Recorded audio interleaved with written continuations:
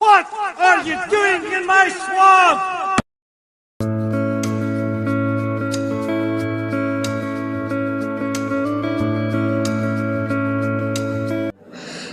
Hello everybody, this is Overboy and I'm going to be doing my review for the 1997 movie Hercules. So in this movie, young Hercules is kidnapped as a baby and brought to Earth by Zeus's minions, and he ends up having to live a mortal life as a half-man, half-god, because Hercules is a son of Zeus. And now that he's a teenager, he has to perform a rite of passage to prove to Earth and himself that he is worthy of living with the gods on Mount Olympus.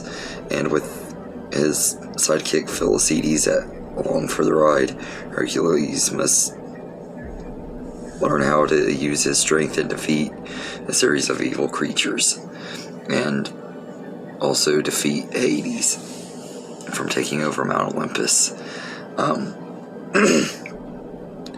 This movie is okay. It's never been one of my favorite Disney movies, and everything, but I will say the characters are pretty good in here. Hercules is a likable enough main character. He's good enough. And the voice cast are all pretty good. Tate Donovan does a good job as Hercules. But really the standouts in the cast are Danny DeVito and James Woods. Danny DeVito does the voice of Philoctetes, the little centaur, half human, half goat trainer to Hercules, and he's okay.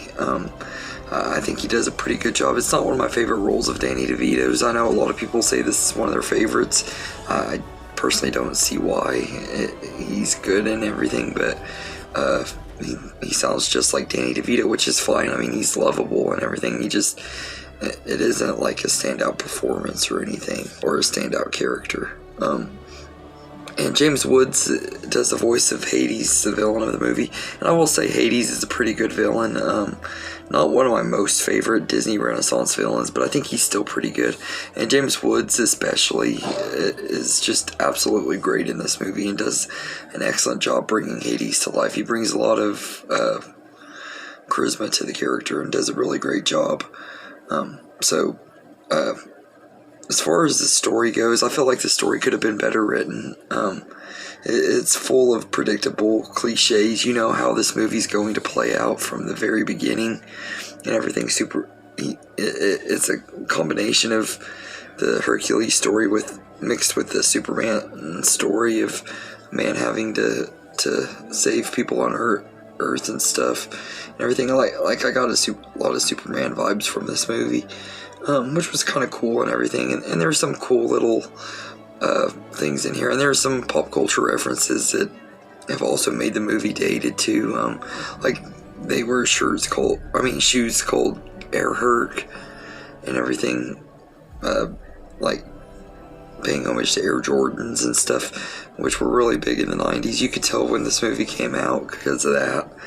And everything, but there's a lot of cliches and stuff in this movie, like the whole love story between Hercules and Meg is just really cliched and everything. It really could have been better, and it takes away from the ending too, because at the end of the movie he decides to not even go spend his life on Mount Olympus because he wants to spend the rest of it with Meg and everything. And I don't really fully like that because of the fact that it just undermined the entire story and everything.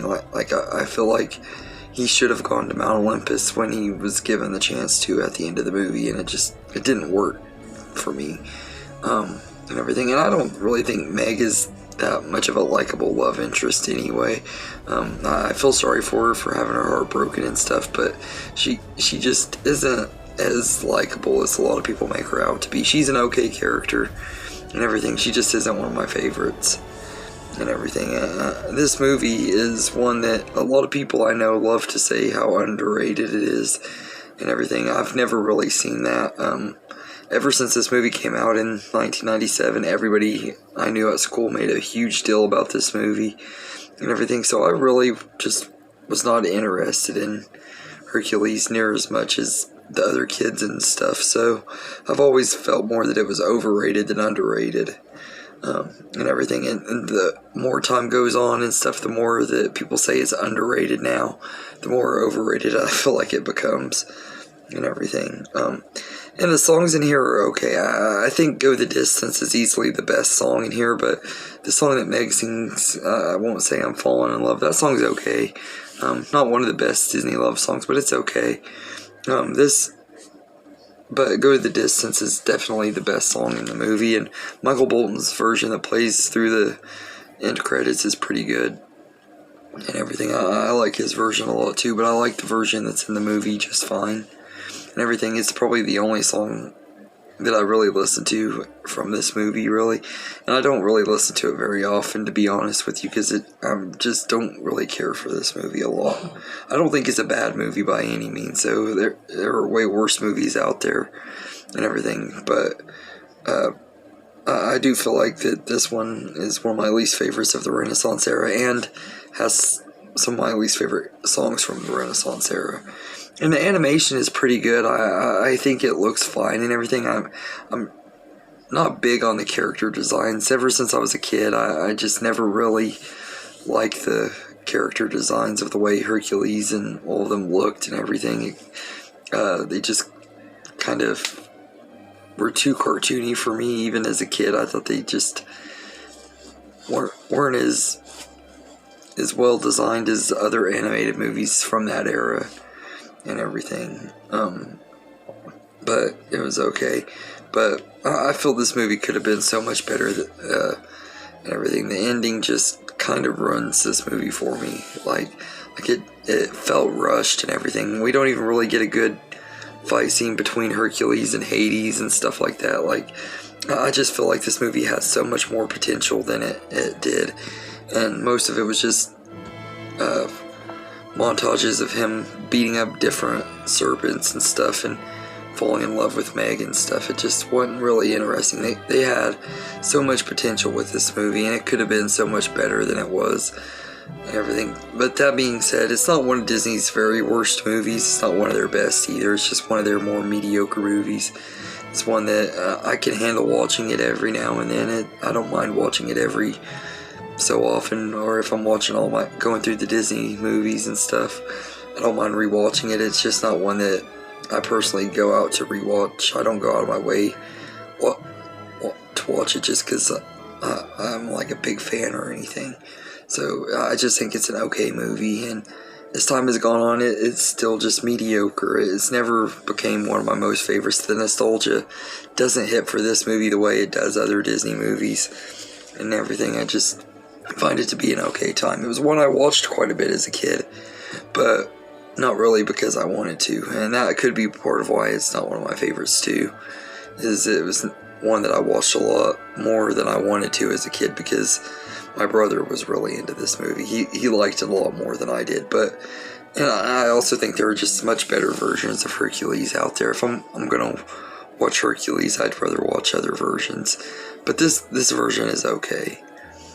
So I'd say I'd give it a C+. Like I said, it's not a terrible movie by any means.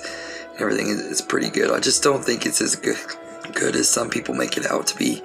And I don't think it's underrated like a lot of people make it out to be and everything. Because I remember when it first came out, everybody loved it and everything. So it really wasn't that underrated. So anyway, let me know in the comments what you think of Hercules. And I hope you enjoyed this video, and have a good day, everybody.